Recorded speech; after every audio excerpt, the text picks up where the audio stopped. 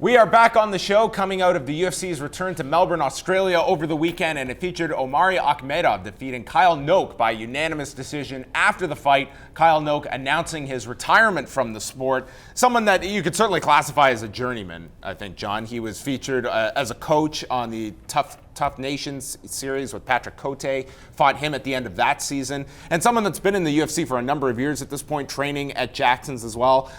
Seeing that performance on Saturday, I think probably the right choice to make in your career, especially if mentally you feel moving on to the next step of your career. That's what it comes down to, because he's only, 33 years of age, so it's not as if, he doesn't have a number of years left in the sport, but it's, if you're not mentally in it, you're not mentally into the game. And I don't know how much money he's made in the sport of mixed martial arts. I mean, you would imagine as a martial artist, he got to go through this incredible journey. He's helped spread the word in Australia, helped build the sport of mixed martial arts. So I think he's played his role in helping. He was definitely one of those figures there during a tumultuous time, trying to get sanctioned in Victoria as well. Had that incredible win over Peter Sabata a year ago at Etihad Stadium. I mean, there's lots of things to look back on a career like that. And you hope that in their community, in the mixed martial arts community in Australia, you got your Elvis Sinisek, the king of rock and rumble. That guy's got to be considered one of the great true pioneers of Australia. 100%. Then you've got Anthony Perosh,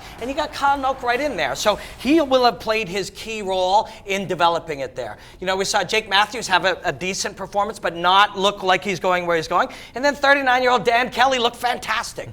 Australian MMA is coming along, and Kyle Noke should proudly be able to look and know that he played a huge role. Is there anyone that's turned around like Dan Kelly? I mean, this was a guy who came off The Ultimate Fighter. He had that awful fight with Pat Walsh. And now you watch him, that was such a captivating fight on the weekend. Yeah. I mean, this guy is he's very battle-tested, just a tough individual. This guy will never fight for a title, but doesn't need to. But just a fun fighter to watch. And conversely, Jake Matthews is someone who I think Australia, he's still got time. They need that star. And I mean, he's young enough, but that's also when you're put into the UFC at such a young age, that expectation is going to be there for him. And I mean, 22 years of age, he certainly has a lot of time to develop, but you're also, that expectation is kind of, you have a lot of critics as well that come with that expectation. That's part of the journey, right? If you want to get to the top of the mountain, you want to be a big star, you have to go through these things. You have to learn how to deal with losses, you have to deal with criticism, you have to understand the expectations people have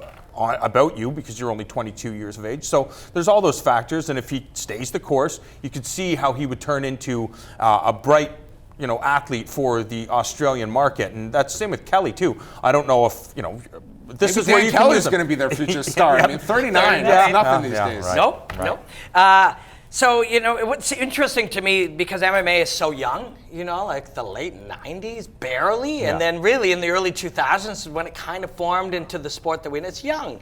You look at, anything, like decathlon, anything old, wrestling, anything like that. The whole world doesn't all have good athletes. Only certain places do over time. So in 10 years, will in Australia, will in England, will, South America, will these places be able to go? Because this is a sport that's generating a lot of commerce. Commerce attracts the best minds who go in and bring the best athletes. So all of a sudden, this whole thing is accelerating very quickly. We're at a really interesting time in fighting. So if you're in a smaller country like a Canada or an Australia, where are we going from here? If you can progress and create a champion in the future, a guy like Kyle Noke will be able to look back and say he played a key role in that. All right, so Kyle Noke calls it a career following his loss to Omari Akhmedov from this past weekend at the Rod Laver Arena in Melbourne, Australia.